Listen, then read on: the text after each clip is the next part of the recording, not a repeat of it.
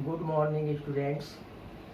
पिछले क्लासेस में मैं आप लोगों को हिंदी प्रवेश चैप्टर 1 एंड चैप्टर 2 को पढ़ाया था, उसका क्वेश्चन आंसर कराया था। उसका मैंने जो होमवर्क आप लोगों को दिया था, तो आज के क्लास में मैं उसे डिस्कस करूँगा। तो चलो बच्चों, मैं ये क्लास स्टार्ट करता हूँ। बच्चों, हमने चैप्टर 1 और चैप्टर 2 पढ़ा था, जिसमें चैप्टर 1 एक कविता थी, हम हैं सूरज चांद सितारे। इसका क्वेश्चन आंसर मैंने दिया था और एक्सरसाइज भी दिया था।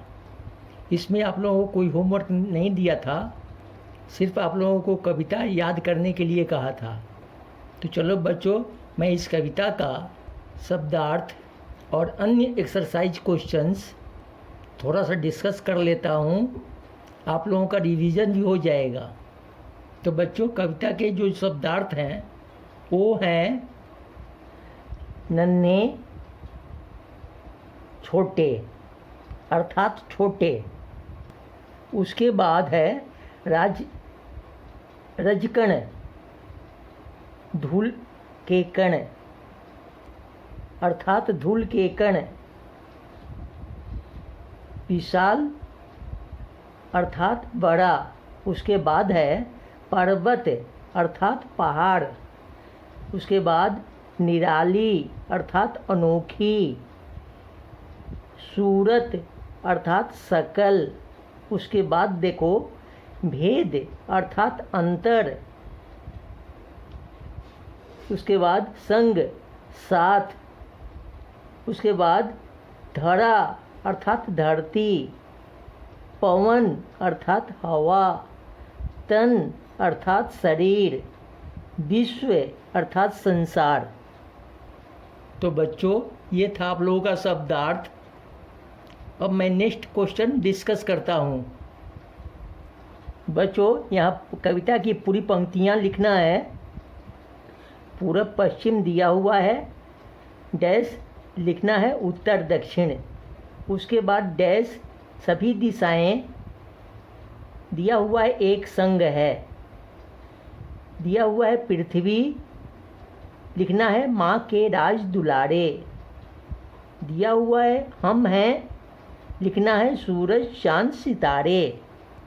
तो बच्चे, ये कविता की पंक्तियाँ थी। फिल इन द ब्लैंक्स आएगा तो आप लोगों को ऐसा ही लिखना है। अब चलो दूसरे क्वेश्चन में चलते हैं। भाषा की बात, नीचे दिए शब्दों के दो दो पर्यायवाची लिखिए। तो इसमें दिया हुआ है सूरज। सूरज का दो पर्यायवाची होगा, सूरज रवि। पर्वत, पर्वत का दो पर्यायवाची शैल पहाड़। बच्चों, सूरज का एक और लिख सकते हैं, सूरज रवि दिनकर।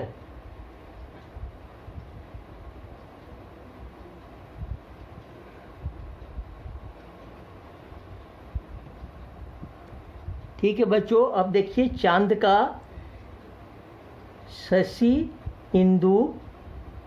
उसके बाद आसमान का होगा आकाश अंबर।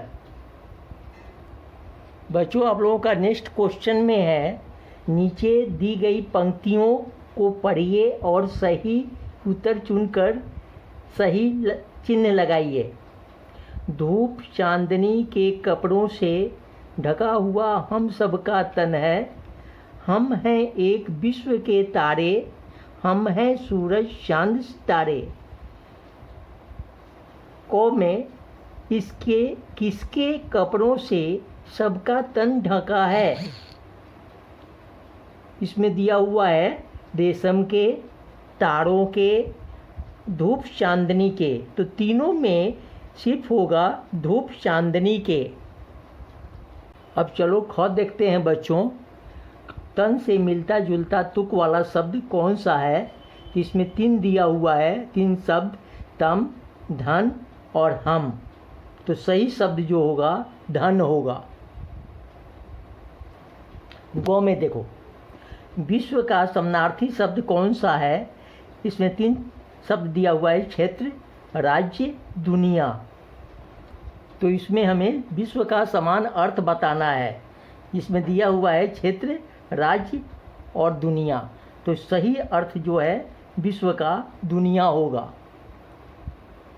अब क्वेश्चन नंबर 5 में देखो, जो शब्द समान तुक वाले नहीं हैं उन पर राइट चिन्ह लगाइए।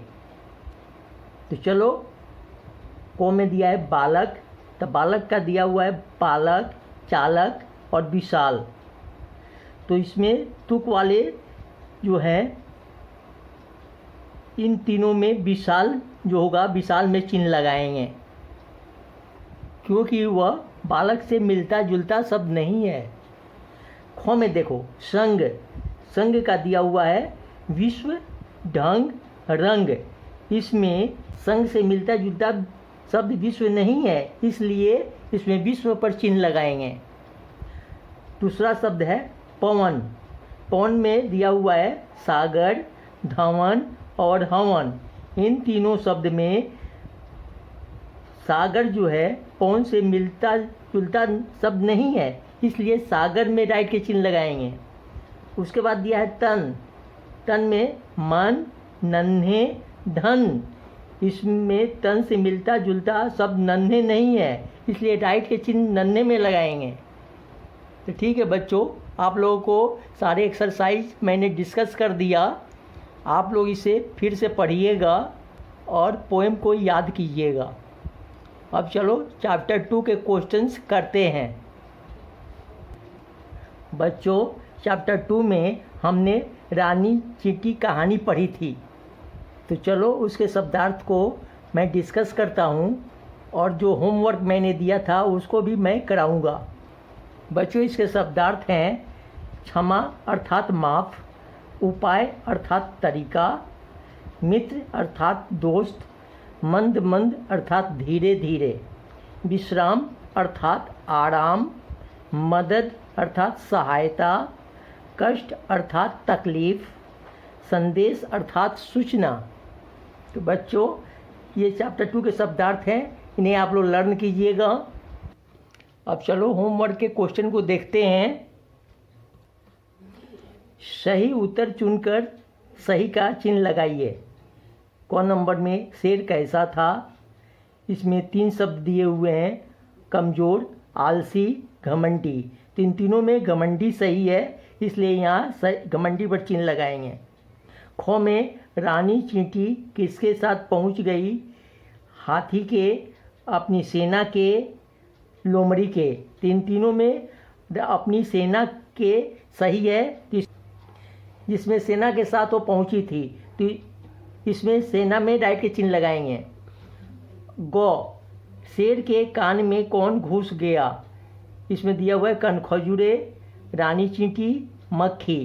तो इसमें जो है कनखजूरे सही है, इसलिए कनखजूरे में सही का चिन्ह लगाएंगे। तो बच्चों, 4 नंबर जो होमवर्क में दिया था उसको देखते हैं।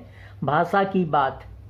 नीचे दिए वाक्यों में संज्ञा शब्दों पर सही का चिन्ह लगाइए।